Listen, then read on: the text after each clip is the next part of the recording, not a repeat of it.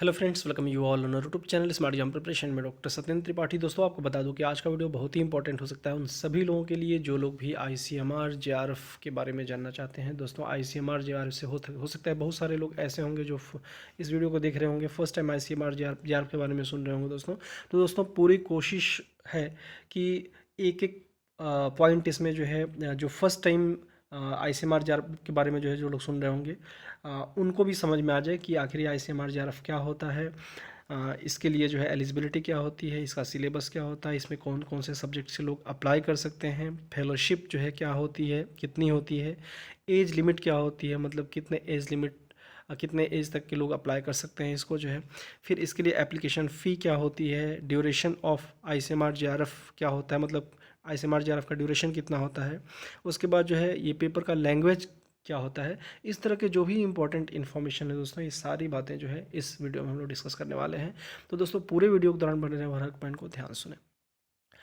दोस्तों अब हम लोग वीडियो को स्टार्ट करते हैं। जैसा कि आप देख सकते हैं यहाँ पे लिखा हुआ है, ये ICMR JRF entrance examination 2022 information brochure. दोस्तों ये आईसीएमआर जेआरएफ एंट्रेंस एग्जामिनेशन 2022 का जो है इन्फॉर्मेशन ब्रॉचर है। इसको पूरी कोशिश रहेगी कि इसको अच्छे से एक्सप्लेन करें जिससे कि आपको एक एक पॉइंट जो है समझ में आ जाए। फर्स्ट ऑफ ऑल तो जो दोस्तों ये आईसीएमआर की बात करें तो Indian council of medical research, ये जो है इसका फुल फॉर्म होता है। अब बहुत सारे आर्ट्स के ऐसे स्टूडेंट्स होंगे, वो ऐसा सुन करके आईसीएमआर वो सुने होंगे तो सोच रहे होंगे कि ये हमारे लिए शायद नहीं होगा, ठीक है, क्योंकि ये मेडिकल फील्ड का है तो लग रहा है। लेकिन दोस्तों आप आगे देखें वीडियो को जो है, इसमें आप देखेंगे कि आपका सब्जेक्ट हो सकता है कि इसमें हो, क्योंकि इसमें कई सारे जो है सोशल साइंसेज के भी सब्जेक्ट हैं। तो दोस्तों आप इस पूरे वीडियो को देखें जिससे कि आपको पता चल सके। आगे हम लोग देखते हैं दोस्तों, जैसा कि आप देखेंगे जेआरएफ का मतलब आई थिंक सबको पता होगा, जूनियर रिसर्च फेलोशिप, ठीक है। दोस्तों जैसा कि यहाँ पे आप देख सकते हैं, ये आईसीएमआर का जो है फुल फॉर्म दिया हुआ है, Indian council of medical research, जो मैंने ऊपर बताया आपको। फिर आगे इसमें देखते हैं दोस्तों, जैसा कि यदि हम लोग एप्लीकेशन फ़ी की बात करें, यदि ये आईसीएमआर जेआरएफ 2022 की बात करें तो इसके अकॉर्डिंग जो है यहाँ पे जो फ़ी रखी गई है जनरल के लिए, एप्लीकेशन फ़ी की बात करें तो जनरल या ईडब्ल्यूएस या ओबीसी कैंडिडेट के लिए जो है 1500 रुपीज़, ठीक है, फ़ी है, और plus transaction charges as applicable.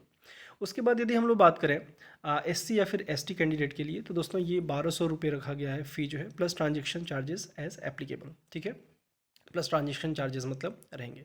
इसके बाद दोस्तों आगे बात गई है फॉर ये फ़ी फॉर पीडब्ल्यूबीडी और transgender exempted from payment of fee. ये पीडब्ल्यूबीडी या फिर ट्रांसजेंडर कैंडिडेट्स की बात करें तो इनके लिए जो है पेमेंट, ये फ़ी पेमेंट जो है से इनको एग्जम्प्ट किया गया, मतलब फ़ी पेमेंट इनको नहीं करना है। दोस्तों आगे फिर इसमें देख सकते हैं, जैसे डेट की बात कर लेते हैं, जो इंपॉर्टेंट डेट्स हैं इसकी। Date of filling of online application form की बात करें तो ये 29/7/2022 जो है इसमें दिया हुआ है। जैसा कि आप ये इन्फॉर्मेशन ब्राउचर देख रहे हैं आईसीएमआर 2022 का जो है, आईसीएमआर जेआरएफ 2022 का। लास्ट डेट की बात करें तो last date for filling of online application की बात करें तो ये 29/8/2022, मतलब 29 अगस्त 2022 जो है। और दोस्तों इसमें आगे दिया हुआ है डेट ऑफ एंट्रेंस एग्जामिनेशन, ठीक है। यदि एंट्रेंस एग्ज़ाम की बात करें तो डेट इसकी दी हुई है 23 सितंबर 2022, और इसमें टाइमिंग भी दिया हुआ है फ्रॉम 2 PM टू 4 PM, ठीक है। अब उसके बाद मोड ऑफ एग्जामिनेशन की बात करें तो जैसा दिया हुआ है computer based test, CBT oblique online, ठीक है, मतलब कंप्यूटर बेस्ड टेस्ट होगा, CBT बेस्ड मतलब शॉर्ट में इसको बोलते हैं, या फिर ऑनलाइन बोल सकते हो, ये एग्ज़ाम होना है। अब दोस्तों आगे हम लोग देखते हैं। दोस्तों एक और आपको इम्पोर्टेंट बात बताते हैं कि हो सकता है कि ये वीडियो थोड़ा लंबा हो, लेकिन यदि आपको एक एक पॉइंट इसका समझना है तो थोड़ा सा आपको टाइम देना होगा, जिससे कि आप इजीली इन सारे पॉइंट्स को समझ पाएंगे। दोस्तों आगे देखें, इसमें जो हमारे अकॉर्डिंग इसमें जो इम्पोर्टेंट पॉइंट्स हैं उनको मैंने इसमें जो है एक्सप्लेन किया हुआ है या कर रहे हैं दोस्तों।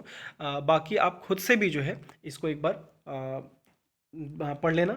जैसा कि यहाँ पे आप देख सकते हैं, मोड ऑफ पेमेंट की बात करें तो दिया हुआ है थ्रू डेबिट और क्रेडिट कार्ड और नेट बैंकिंग, ठीक है। अब उसके बाद दोस्तों यहाँ पे जैसा दिया हुआ है, ये आईसीएमआर की वेबसाइट है, एक बार आपको बता देते हैं कि यहाँ से जा कर के जो भी इन्फॉर्मेशन आपको खुद से चेक करना हो, वेरीफाई करना हो, तो जा कर के यहाँ से ज़रूर से इसको चेक करें, ठीक है। जैसा दिया है दोस्तों ICMR.nic.in, इसकी वेबसाइट है। एक बार फिर से वेबसाइट बताते हैं, ICMR.nic.in, ठीक है।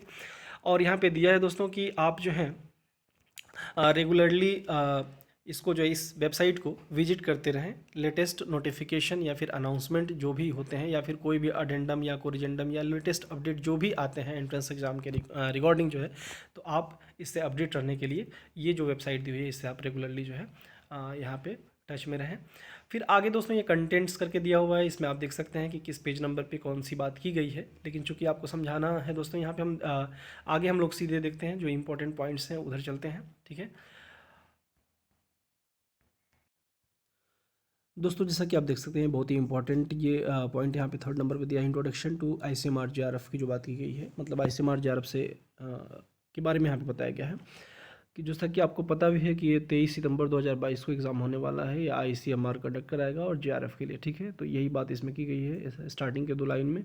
और दोस्तों इसमें जो बोल्ड करके दिया है बहुत इंपॉर्टेंट है, जैसा देख सकते हैं, fellowship will be initiated from the date of PhD enrolment, ठीक है, and it will be treated as date of joining, total duration being 5 years or submission of PhD thesis whichever is earlier।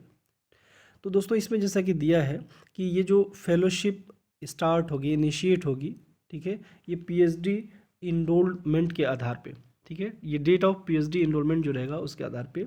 और इसमें बात की गई है, जैसा bracket में आप देख सकते हैं बहुत इंपॉर्टेंट पॉइंट दिया है कि generally within 1 year from the date of issue of JRF award letter, जो JRF अवार्ड लेटर आपको इशू किया जाएगा, ठीक है, तो उसका दोस्तों ये मतलब विद इन ईयर आपको जो है मतलब ज्वाइन करना होगा।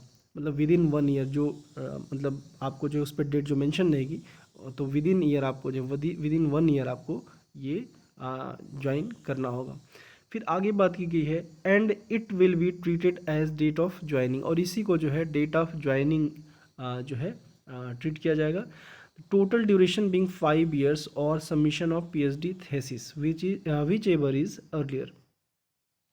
कहने का मतलब जो टोटल ड्यूरेशन की बात करें ये मतलब 5 years जो है होगा, मैक्सिमम जो है 5 ईयर की बात जैसा कि दिया है, तो टोटल ड्यूरेशन बिंग 5 years हो सकता है 5 ईयर, या सबमिशन ऑफ PhD थेसिस, या जो है PhD थेसिस सबमिशन की बात की गई है, जो भी इसमें से पहले हो, ठीक है। अब आगे हम लोग नेक्स्ट पॉइंट जो है डिस्कस करते हैं। जैसा कि यहाँ पे देख सकते हैं दोस्तों, ये एक बड़ी इंपॉर्टेंट बात की गई है। ये टोटल जैसा दिया है, total 150 fellowships would be awarded, ठीक है। टोटल जो है 150 फेलोशिप जो है अवार्ड की जाएगी, जिसमें जैसा दिया है maximum 120 fellowships would be awarded for work in the field of biomedical sciences with emphasis on life sciences, ठीक है। दोस्तों इसमें जैसा दिया है कि ये 150 जो फेलोशिप्स रहेगी अवार्ड की जाएगी, उसमें जो है मैक्सिमम जो 120 फेलोशिप्स दी हुई है वो अवार्ड की जाएगी बायोमेडिकल साइंसेज, जो कि लाइफ साइंसेज के आधार पे, जैसा यहाँ पे दिया हुआ लाइफ साइंसेज सब्जेक्ट जो दिए हुए हैं, जैसे microbiology, physiology, molecular biology, genetics, human biology, फिर biotechnology, biochemistry, bio informatics, biophysics, immunology, pharmacology, nursing, zoology, botany, environmental sciences and veterinary medicine, excluding agriculture, extension और सॉइल साइंसेज ETC। जैसा कि इनको जैसा कि एक्सक्लूड किया गया है, बताया इसमें दिया हुआ है। बाकी जो ऊपर इसमें सब्जेक्ट लाइफ साइंस के अंतर्गत आप देख सकते हैं सारे दिए हुए हैं। फिर उसके बाद दोस्तों दिया है maximum 30 fellowships would be awarded for work with emphasis on social sciences. जैसा कि अभी मैंने ऊपर आपको बताया था कि ये यहाँ पे जो सोशल साइंसेज की भी सब्जेक्ट हैं, जैसा कि जबकि ये ICMR, ये Indian council of medical research का जो है ये यहाँ पे JRF के लिए आया हुआ है। लेकिन इसमें आप देख सकते हो जैसे सब्जेक्ट्स की बात की गई है, इसमें साइकोलॉजी है, सोशियोलॉजी है, होम साइंसेज है, स्टेटिस्टिक है, एंथ्रोपोलॉजी है, सोशल वर्क है एंड पब्लिक हेल्थ और हेल्थ इकोनॉमिक्स, ठीक है।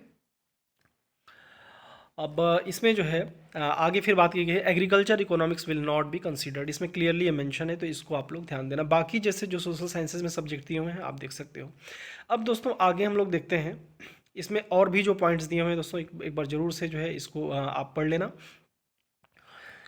फिर जैसा दिया हुआ ये 4th नंबर पे आप देख सकते हो कि जो फाइनल रिजल्ट रहेगा वो डिस्प्ले किया जाएगा जो है इस पर इसकी वेबसाइट पे, ये जो दिया हुआ है, जो कि ऑलरेडी हम लोग बात कर चुके हैं वेबसाइट की। अब दोस्तों आते हैं हम लोग ये यहाँ पे एजुकेशनल क्वालिफिकेशन इसकी क्या है, या प्रोसीजर फॉर अप्लाइंग, यदि इस बार जो लोग अप्लाई करना चाहते हैं यहाँ पे जैसा कि दिया हुआ है ऑनलाइन एप्लीकेशन फॉर्म फिलअप करने के लिए जो है, जैसा यहाँ पे जो है ये वेबसाइट दी गई है, इस पर गाइडलाइन दिया हुआ है, आप जाकर के यहाँ से देख सकते हैं pgimer.edu.in। ठीक है, एक बार फिर से बताते हैं वेबसाइट pgimer.edu.in, या एक और वेबसाइट जैसा दिया है जो पहले हम लोग देख चुके हैं icmr.nic.in। ठीक है, और दोस्तों आगे बात की गई कि जो इनकम्प्लीट यदि एप्लीकेशन फॉर्म रहता है तो उसे जो है कंसीडर्ड नहीं किया जाएगा। ठीक है, और आगे फिर जो एजुकेशनल क्वालिफिकेशंस की बात की गई है, इसको एक बार हम लोग देख लेते हैं। जैसा दिया है दोस्तों एमएससी और एमए और इक्विवेलेंट डिग्रीज। ठीक है, मतलब एमएससी हो या एमए हो या फिर कोई इक्विवेलेंट डिग्री हो आपके पास, और मिनिमम जो है 55% मार्क्स आपके, यदि आप जनरल कैटेगरी को हो या फिर ईडब्ल्यूएस कैंडिडेट हो, इन दैट केस आपका 55% मार्क्स जो है मास्टर डिग्री में होना चाहिए।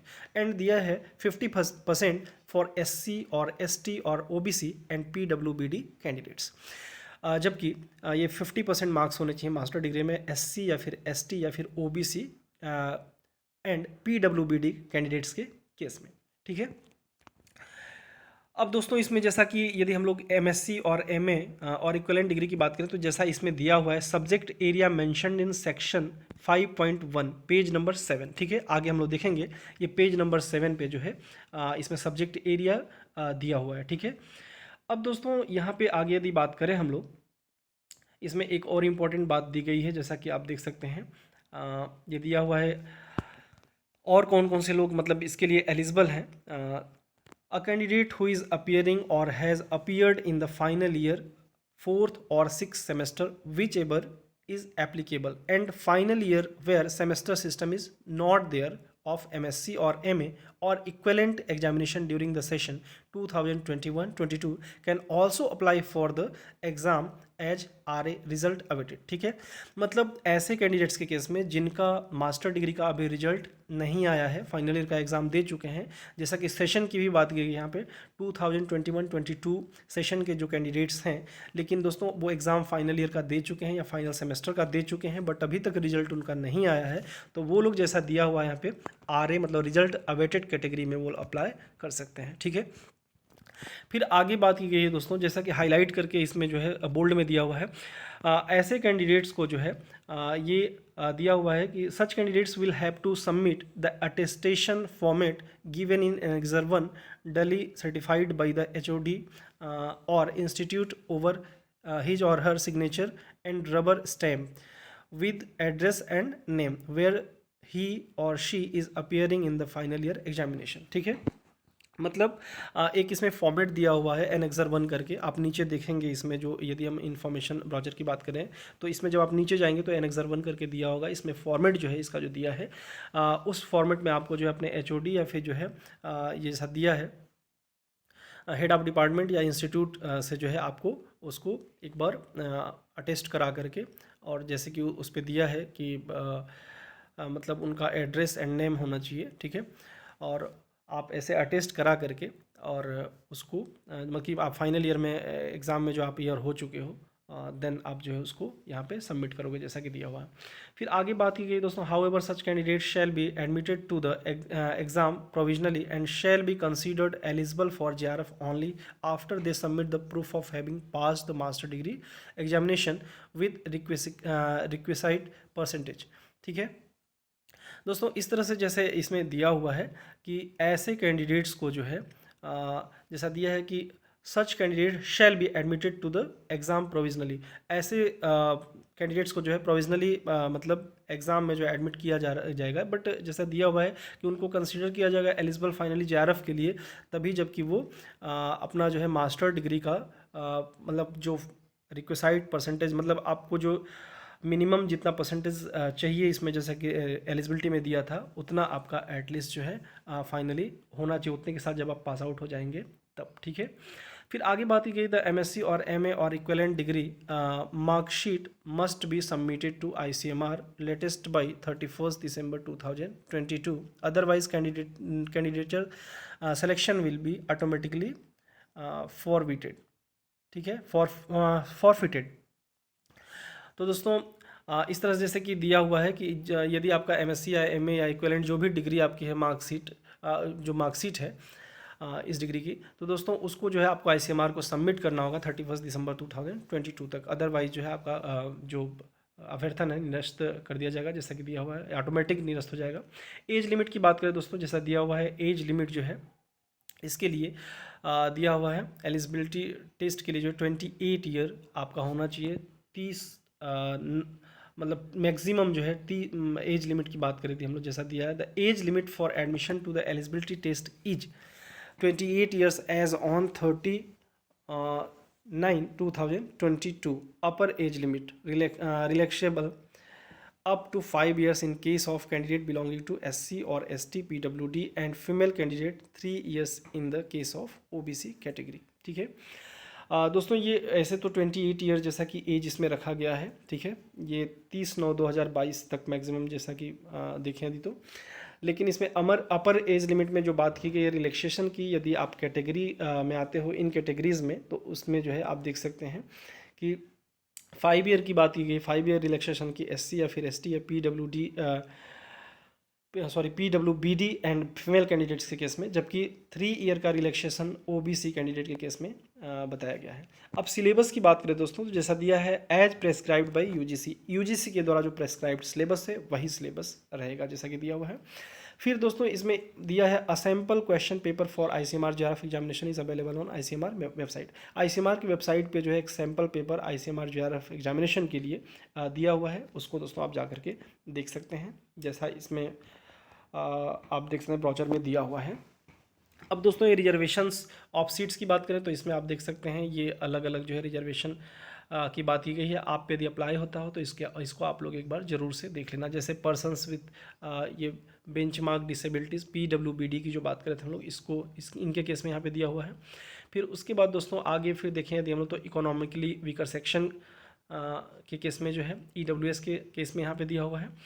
फिर आगे जैसे अब दोस्तों ये बहुत ही इंपॉर्टेंट है, जैसे आप देख सकते हैं मोड ऑफ सिलेक्शन की यदि बात करें हम लोग, तो इसमें summary of ICMR JRF 2022 entrance exam pattern की बात की गई है। ठीक है, मतलब ये जो पेपर का या बोल सकते हो कि एग्ज़ाम का पैटर्न रहेगा आईसीएमआर जेआरएफ 2022 के लिए वो क्या रहेगा। ठीक है, तो यहाँ पे दोस्तों जैसा कि आप देख सकते हैं मोड ऑफ एग्जामिनेशन की यदि बात करें, ये ए जो करके दिया है, ये जैसा देख सकते हैं ये कंप्यूटर बेस्ड टेस्ट सीबीटी और ऑनलाइन मोड में ये एग्ज़ाम होगा। फिर बी की यदि बात करें, जैसा दिया ड्यूरेशन ऑफ एग्जामिनेशन, तो दोस्तों ये 2 घंटे का जो है ये पेपर होगा, दैट इज़ 120 मिनट्स। उसके बाद डेट ऑफ एग्जामिनेशन की बात करें तो ये फ्राइडे 23 सितंबर 2022। ठीक है, 23 सितंबर 2022 को एग्ज़ाम होगा। नंबर ऑफ शिफ्ट्स की बात करें तो ये 1 शिफ्ट की बात की गई है, आफ्टरनून शिफ्ट, और 2 PM टू 4 PM के बीच में। दोस्तों आगे फिर बात की गई है लोकेशन ऑफ एग्जामिनेशन सेंटर्स, तो दिया है टेंटेटिवली 20 सिटीज़ इन इंडिया। 20 जो है मतलब टेंटेटिव ये सिटीज़ हैं इंडिया के जिनकी बात की गई है। आगे फिर इसमें देखेंगे लैंग्वेज ऑफ पेपर, तो दोस्तों ये पेपर का लैंग्वेज जो रहेगा वो इंग्लिश रहेगा। टाइप ऑफ एग्जामिनेशन की बात करें तो ऑब्जेक्टिव टाइप जो है ये एग्ज़ाम होगा। फिर आगे बात की गई है नंबर ऑफ क्वेश्चंस, ठीक है, एंड मार्किंग स्कीम्स की बात की गई है स्कीम की। तो दोस्तों दिया है इसमें please see the concern sections for details. ठीक है, जो कंसर्न सेक्शन है इसके लिए वो उसमें आप डिटेल्स देख सकते हैं। आगे हम लोग देखेंगे अभी जो है स्कीम ऑफ एग्ज़ाम की यदि बात करें दोस्तों यहाँ पे जो है तो इसको देख लेते हैं एक बार हम लोग, ये काफ़ी इंपॉर्टेंट है। जैसा दिया है the exam will consist of 1 paper of 2 hours duration. ठीक है, ये एग्ज़ाम जो होगा वो एक पेपर होगा 2 घंटे का, और इसमें बात की गई है कि इसमें जो है पेपर जो होगा 2 सेक्शन का होगा, 2 सेक्शन होंगे इसमें एक जो है जैसा दिया है ये द एप्टीट्यूड सेक्शन ए जो होगा will have 50 questions on scientific phenomenon in everyday life. Second दिया है general knowledge in sciences, and third दिया है कॉमन स्टेटिस्टिक्स। ठीक है, ये सेक्शन ए में जो है जो 50 क्वेश्चंस होंगे वो इन पे रहेंगे, मतलब साइंटिफिक फिनोमिना जो कि डेली लाइफ में आपका एवरीडे लाइफ में जो होता है। फिर उसके बाद जो है जनरल नॉलेज, जो साइंस के जनरल नॉलेज है, और उसके बाद जो है कॉमन स्टेटिस्टिक्स। ठीक है, ये सेक्शन ए में। फिर आगे बात की गई है all these questions would be compulsory with each question carrying 1 mark. ठीक है, ये जैसा दिया है, ये सारे क्वेश्चन जो होंगे कंपल्सरी होंगे, सारे क्वेश्चन करने होंगे, और all these questions would be compulsory with each question carrying 1 mark, और ये सारे जो है 1 मार्क्स के होंगे सारे क्वेश्चन। फिर मतलब ईच क्वेश्चन, प्रत्येक क्वेश्चन 1 मार्क्स के होंगे, वही जो मैंने बात किया, हम लोग बात किए। फिर आगे देखेंगे जैसा दिया हुआ है, the subject specific section B and C would be pertain to B life sciences and C social sciences. ठीक है, अब सब्जेक्ट के जो स्पेसिफिक सेक्शन की बात करें तो इसमें जो है सेक्शन बी और सेक्शन सी होगा, जिसमें जो है बी सेक्शन जो रहेगा लाइफ साइंसेज और सी जो रहेगा सोशल साइंसेज। फिर आगे इसमें देखें, each area of section B and C would have 100 questions and the candidate will attempt any 75 questions in the pre designed area of section B और सी। ठीक है, मतलब ये प्रत्येक एरिया की यदि बात करें, मतलब सेक्शन बी एंड सी की जो है, तो इसमें 100 क्वेश्चंस होंगे, और इसमें से जैसे बात की गई would have 100 question and the candidate will attempt any 75 question, उसमें से केवल आपको कोई सा 75 क्वेश्चन करना होगा। अब ये डिपेंड करेगा कि आप बी सेक्शन को आपने चूज़ किया है या सी सेक्शन, मतलब आप लाइफ साइंसेस के अंतर्गत हो या फिर आप सोशल साइंसेस के अंतर्गत। फिर आगे बात की गई है, in the online computer based exam the system will not allow the candidate to attempt more than 75 questions. ठीक है, ये ऑनलाइन कंप्यूटर बेस्ड जो एग्ज़ाम है, इसमें कैंडिडेट को 75 क्वेश्चन से ज़्यादा क्वेश्चन करना मतलब अलाउ नहीं रहेगा, नहीं कर सकते आप। ठीक है, फिर दोस्तों इसमें फिर आगे बात की गई है, candidate are required to indicate the option for section B और C in the application form 2। जब एप्लीकेशन फॉर्म आप फिलअप करोगे तो इसमें भी आपको जैसा कि ये दिया हुआ कि आपको इंडिकेट करना होगा कि आप सेक्शन बी या सेक्शन सी कौन सा आप मतलब ऑप्ट कर रहे हो। ठीक है, फिर आगे बात की गई है दोस्तों, ये निगेटिव मार्किंग के संबंध में, जैसा आप देख सकते हो, ईच क्वेश्चन कैरीज 1 मार्क्स, मतलब प्रत्येक क्वेश्चन आपका 1 मार्क्स का होगा। और आगे बात की negative marking at the rate 0.25 will be made for each of the wrong answer. ठीक है, यदि आप एक गलत आंसर करते हो तो इन दैट केस आपका 0.25 मार्क्स जो है रिड्यूस कर दिया जाएगा। फिर आगे बात की गई है, the questions in both the section would appear in English only. ठीक है, जैसे बात किया गया दोस्तों कि ये बोथ सेक्शंस की यदि बात करें हम लोग, तो ये दोनों जो है ये इंग्लिश में मतलब होंगे। ठीक है, the qualifying marks will be 55% obtained in both the sections A plus B और C for general category and EWS, and 50% for SC और ST और OBC एंड PWBD। ठीक है, मतलब जैसे यहाँ पे क्वालिफाइंग मार्क्स की भी बात की गई है, जैसा 55% मार्क्स जो है ऑब्टेन करना होगा ये बोथ सेक्शंस का, जैसा मिला करके दिया है कि A प्लस बी और C। ठीक है, मतलब A प्लस बी या फिर A प्लस सी, जैसा भी आपने ऑप्ट किया है, आपने B यदि ऑप्ट किया है तो A प्लस बी हो जाएगा, और यदि आपने C ऑप्ट किया है तो A प्लस सी हो जाएगा। ठीक है ना, क्योंकि A तो सबके लिए कंपलसरी है।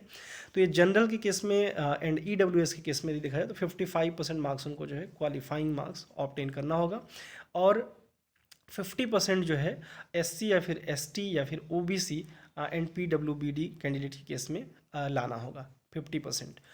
फिर आगे बात की गई है, the exam will be held in the following streams. ठीक है, ये फॉलोइंग स्ट्रीम्स में जैसा कि दिया है कि ये एग्ज़ाम जो है मतलब होने वाला है, होगा aptitude test common for all. ठीक है, जो कि ऊपर हम लोग ऑलरेडी बात कर चुके हैं। फिर बी जो है लाइफ साइंसेज, और मतलब सेकंड जो है लाइफ साइंसेज, थर्ड दिया है सोशल साइंसेज। ठीक है, सब्जेक्ट दोस्तों यहाँ पे फिर से दिया हुआ है, आप देख सकते हैं, subject cover under life sciences. ठीक है, जो कि ऑलरेडी हम लोग ऊपर भी देख चुके हैं। और subjects covered under social sciences की यदि बात करें तो जैसे psychology, sociology, anthropology, social work, home sciences, statistic and public health और हेल्थ इकोनॉमिक्स। ठीक है, तो इस तरह से दोस्तों ये अब रिजल्ट आंसर कीज़ के संबंध में यहाँ पे दिया हुआ है, इसको दोस्तों एक बार आप लोग जो है देख लेना। ठीक है, अब यहाँ पे इंपॉर्टेंट इंस्ट्रक्शंस की बात करें तो इसमें जैसा दिया है, instructions for filling the online application form, ये ऑनलाइन एप्लीकेशन फॉर्म जो लोग इस बार का ये फिलअप करना चाहते हैं दोस्तों, उनके लिए इंस्ट्रक्शंस दिए हुए हैं। इन इंस्ट्रक्शंस को आप एक एक इंस्ट्रक्शन अच्छे से पढ़ लें। जैसे इसमें हाईलाइट जो किया गया है, जैसे ऑनलाइन रजिस्ट्रेशन जो डी नंबर पे दिया है, फिर ई पे दिया है स्टेटस ऑफ ऑनलाइन रजिस्ट्रेशन, फिर उसके बाद documents to be attached with registration slip. ठीक है, रजिस्ट्रेशन स्लिप के साथ जैसा कि यहाँ पे डॉक्यूमेंट अटैच करने की जो बात की गई है, आप यहाँ पे एक बार इसको भी अच्छे से इस सेक्शन को भी पढ़ लेना। ठीक है, फिर अदर इम्पॉर्टेंट इंस्ट्रक्शंस की बात करें दोस्तों, यहाँ पे जो है ये दिया हुआ है, इन इंस्ट्रक्शंस को भी आप अच्छे से पढ़ लेना। जैसे एडमिट कार्ड के संबंध में यहाँ पे बात की गई है, तो ये एडमिट कार्ड डाउनलोड करने के लिए जैसा दिया है, ये PGIMER की वेबसाइट पे जाकर के, जैसा कि पहले ही हम लोग देख चुके हैं, या फिर जो है ये ICMR की वेबसाइट, ये www.icmr.nic.in की वेबसाइट पे जाकर के मतलब ये डाउनलोड करने की बात यहाँ पे दी गई है, ये ICMR JRF एग्ज़ाम 2022 के लिए। फिर दोस्तों आगे जो है इसमें बात की गई है, फिर आगे देखते हैं दोस्तों, यहाँ पे जैसे ये दिया है लिस्ट ऑफ कोड्स करके दिया है। ठीक है, ये सब्जेक्ट कोड दिया है फॉर कॉलम 2 ऑफ एप्लीकेशन। ठीक है, इसमें जैसे एप्टीट्यूड सेक्शन A ये कंपलसरी फॉर ऑल है। ठीक है, और नेम ऑफ द स्ट्रीम की बात की, फिर कोड दिया है जैसे लाइफ साइंसेस के लिए B और सोशल साइंसेस के लिए C। ठीक है, ये एप्टीट्यूड सेक्शन A है और life sciences B, social sciences C, इस तरह से आप देख सकते हैं। ये टेंटेटिव जो टेस्ट सेंटर्स या सिटीज़ की जो बात कर रहे थे हम लोग, ये जो यहाँ पे सिटीज़, ये 20 जो सिटीज़ हैं यहाँ पे उनके नाम दिए हुए हैं। आप देख लें कि आपका जो भी नियरेस्ट सिटी है या फिर आप जहाँ पे एग्ज़ाम देना चाहोगे, तो दोस्तों यहाँ पे जैसे कि ये सिटीज़ का नाम दिया है, आप यहाँ से देख सकते हैं। फिर आगे यदि हम लोग बात करें, यहाँ पे जो है ये duration and emoluments of ICMR JRF। ठीक है, मतलब ICMR JRF का जो है ड्यूरेशन कितना रहेगा या कितना आपको फेलोशिप मिलेगी, ये इंपॉर्टेंट बातें यहाँ पे दी हुई हैं। इसको एक बार यहाँ पे देख लेते हैं। जैसा दिया है, candidates qualifying for the award of JRF will receive fellowship from ICMR। ठीक है, जो लोग ICMR JRF क्वालिफाई करेंगे, ठीक है, वो ICMR से जो है फेलोशिप मतलब पाएंगे। जैसा दिया है फर्स्ट नंबर पे, the value of the fellowship is ₹31,000। ठीक है, पर मंथ, मतलब काफ़ी अच्छी खासी जो है ये फेलोशिप जो है मिलेगी पर मंथ आपको। मतलब इसकी फेलोशिप की बात करें तो ये 31,000 31,000 जो है इसकी फेलोशिप रहेगी पर मंथ जो है।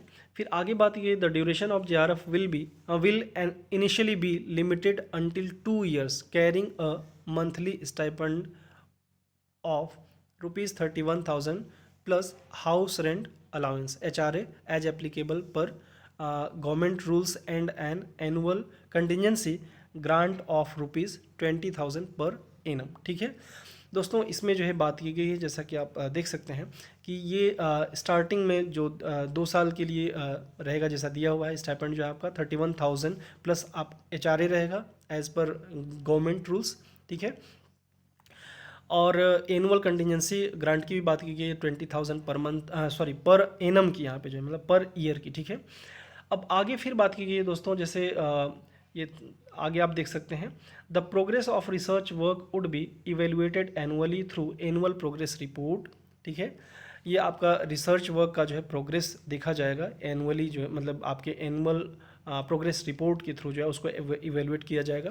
फिर दिया है on completion of 2 years as a JRF the monthly stipend of a fellow may be increase to ₹35,000 plus HRA from third year onwards on the basis of assessment of candidates research progress or achievements and upgradation report recommendation as submitted by the institute assessment committee।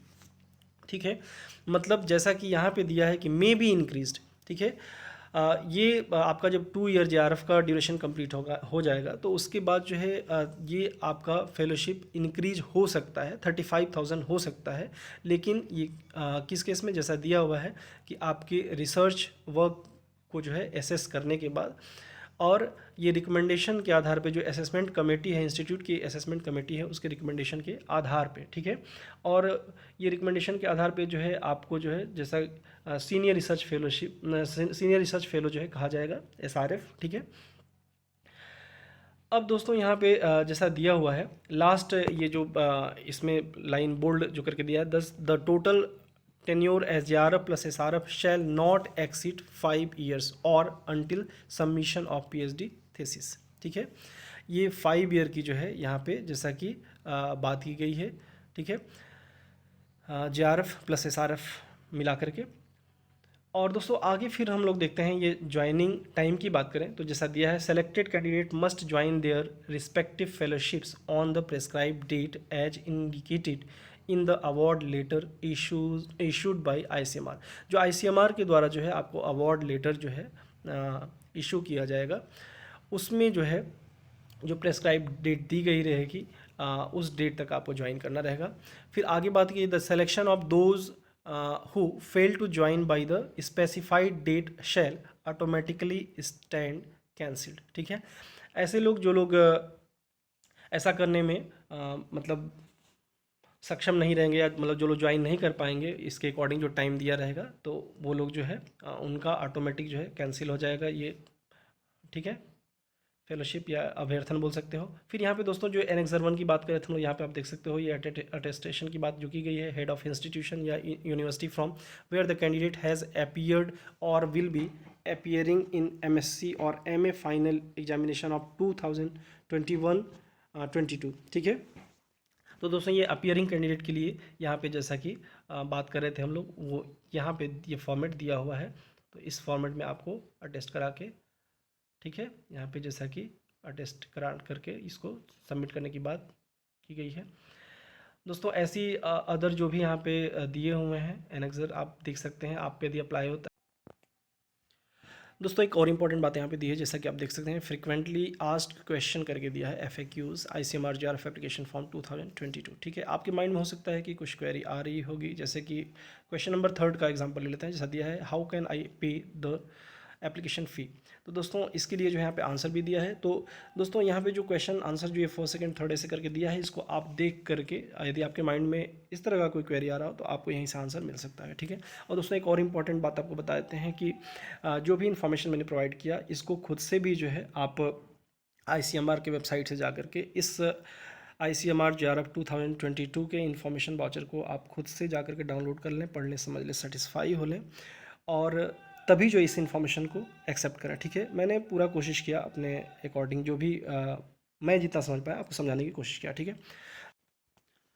दोस्तों एक और important बात आपको बता देते हैं कि यदि आप नेट सेट या स्लेट एग्ज़ाम की प्रिपरेशन कर रहे हो या PhD एंट्रेंस एग्ज़ाम की प्रिपरेशन कर रहे हो, तो दोस्तों कैसे प्रिपरेशन करें उससे रिलेटेड कई सारे वीडियोस हमारे यूट्यूब चैनल पे ऑलरेडी अवेलेबल हैं।